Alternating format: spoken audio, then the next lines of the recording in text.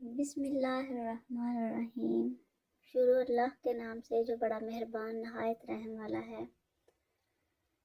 السلام علیکم ورحمۃ اللہ وبرکاتہ۔ اسلامک سینٹر چینل میں خوش آمدید۔ ویورز، جیسے آپ کو اس اسلامک چینل میں بہت سارا نالج ملتا ہے، بہت سے انبیاء کرام کے حالات زندگی کے بارے میں معلومات ملتی ہیں، ان کے ساتھ ہونے والے واقعات، ان کی قوم پر ہونے والے عذاب کے بارے میں معلومات ملتی ہیں، تو یہ بہت ہی نالج والا چینل ہے۔ اس میں بہت سارا آپ نالج حاصل کر سکتے ہیں۔ تو اسی طریقے سے آج کی یہ ویڈیو چند صورتوں، اس ویڈیو میں ان صورتوں کے بارے میں بہت سی معلومات ملنے والی ہیں۔ قرآن مجید میں اللہ تعالیٰ نے 114 صورتیں نازل فرمائیں۔ ان میں ہر صورت میں اللہ تعالیٰ نے کیا فرمایا، یہ اس ویڈیو میں جان سکیں گے۔ تو آئیے دیکھتے ہیں سب سے پہلے کہ سورۃ فاتحہ میں اللہ تعالیٰ نے کیا فرمایا ہے۔ تلاوت کی ترتیب کے اعتبار سے سورۃ الفاتحہ قرآن مجید کی پہلی سورت ہے۔ اس سورت کے کئی نام ہیں۔ اس کا سب سے مشہور نام سورۃ الفاتحہ ہے۔ سورۃ الفاتحہ کا ایک نام سبع مثانی ہے، یعنی وہ 7 آیات جو بار بار پڑھی جاتی ہیں۔ اس سورت کا ایک نام سورۃ الصلاۃ ہے، کیونکہ اس کی ہر نماز میں تلاوت کی جاتی ہے۔ اس کا ایک نام سورۃ المناجات ہے، کیونکہ اس سورت میں دعا مانگنے کا طریقہ بھی سکھایا گیا ہے۔ سورۃ الفاتحہ کا ایک نام سورۃ الشفا بھی ہے، کیونکہ اس کو پڑھ کر دم کرنے سے مریض تندرست ہو جاتا ہے۔ حضرت محمد رسول اللہ صلی اللہ علیہ وسلم نے فرمایا، سورۃ الفاتحہ جیسی کوئی دوسری سورت نہ تورات میں، نہ انجیل میں، نہ زبور میں اور نہ قرآن مجید میں اتری۔ حضرت محمد صلی اللہ علیہ وسلم کو 2 ایسے نور دیے گئے جو آپ صلی اللہ علیہ وسلم سے پہلے کسی کو نہیں دیے گئے، یعنی سورۃ الفاتحہ اور سورۃ البقرہ کی آخری 2 آیات۔ ایک مرتبہ حضرت ابو سعید خدری رضی اللہ تعالیٰ عنہ نے سورۃ الفاتحہ پڑھ کر سانپ کے ڈسے شخص پر دم کیا تو وہ تندرست ہو گیا۔ سورۃ الفاتحہ کا مرکزی خیال بھی دعا مانگنے کے طریقہ کی تعلیم ہے۔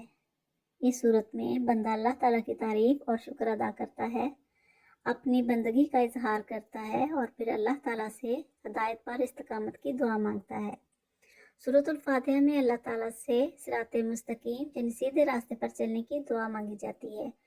صراط مستقیم ان لوگوں کا راستہ ہے جن پر اللہ تعالیٰ نے انعام فرمایا ہے۔ سورۃ الفاتحہ صراط مستقیم پر چلنے کی دعا ہے اور پورا قرآن مجید اللہ تعالیٰ کی طرف سے اس دعا کا جواب ہے۔ یہ سورت بہت ہی فضیلت والی ہے، یعنی کہ قرآن مجید کی سب سے زیادہ فضیلت والی سورت ہے۔ اس لیے اللہ تعالیٰ نے ارشاد فرمایا ہے، اور یقیناً ہم نے آپ کو عطا فرمائی بار بار دہرائی جانے والی 7 آیات اور عظمت والا قرآن۔ سورۃ الحجر کی آیت نمبر 87 میں یہ فرمایا گیا ہے۔ اس سے اگلی سورت سورۃ الفیل کے بارے میں ہم دیکھتے ہیں کہ اس میں اللہ تعالیٰ نے کیا فرمایا۔ فیل عربی زبان میں ہاتھی کو کہتے ہیں۔ اس صورت میں ابرہہ کے لشکر کو اصحاب الفیل یعنی ہاتھی والے کہا گیا ہے، کیونکہ انہوں نے ہاتھیوں کے ذریعے مکہ مکرمہ پر حملہ کرنے کی کوشش کی تھی۔ ابرہہ یمن کا حکمران تھا۔ اس نے یمن میں ایک عالی شان کلیسا تعمیر کر کے یمن کے لوگوں میں یہ اعلان کروا دیا کہ آئندہ کوئی شخص حج کے لیے مکہ مکرمہ نہ جائے اور اسی کلیسا کو بیت اللہ سمجھے۔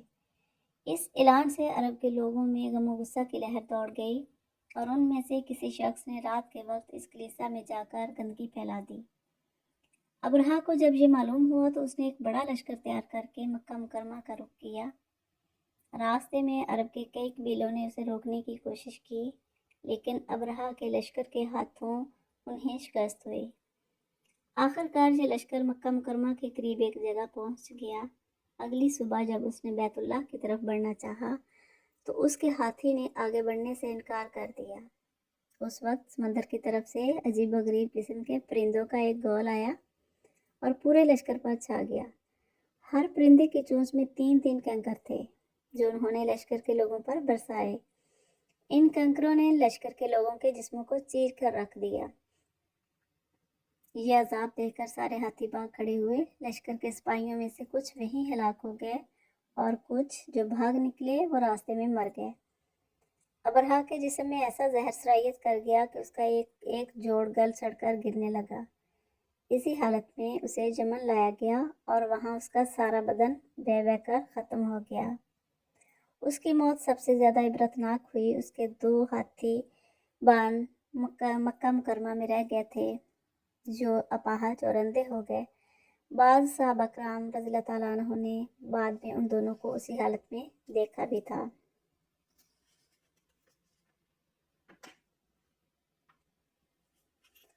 اس طرح اللہ تعالیٰ نے اپنے گھر کی حفاظت فرمائی اور طاقت پر غرور کرنے والوں کو سزا کا مزہ بھی چکھا دیا۔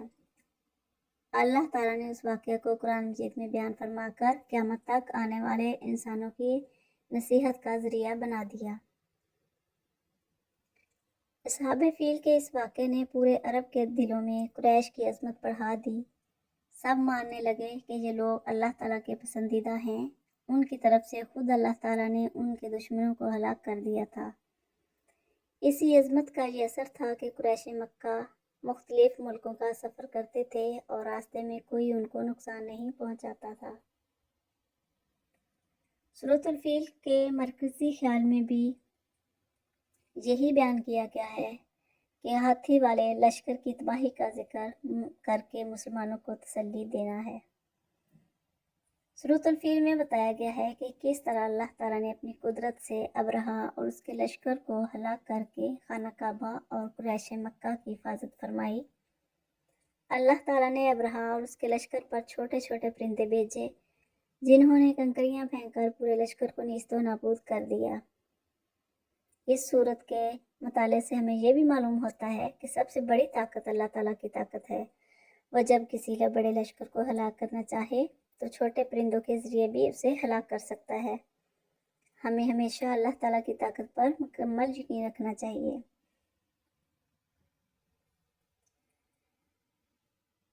سورۃ الفیل ابرہا کے خانہ کعبہ پر حملہ کرنے کے بارے میں ہی نازل ہوئی تھی۔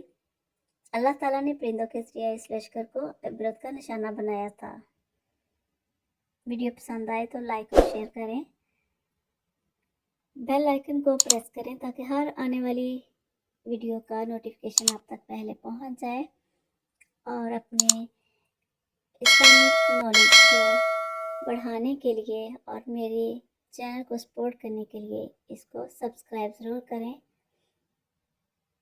تو ملتے ہیں نیکسٹ ویڈیو میں اور صورتوں کے تعارف کے بارے میں جاننے کے لیے۔ تب تک کے لیے اللہ حافظ۔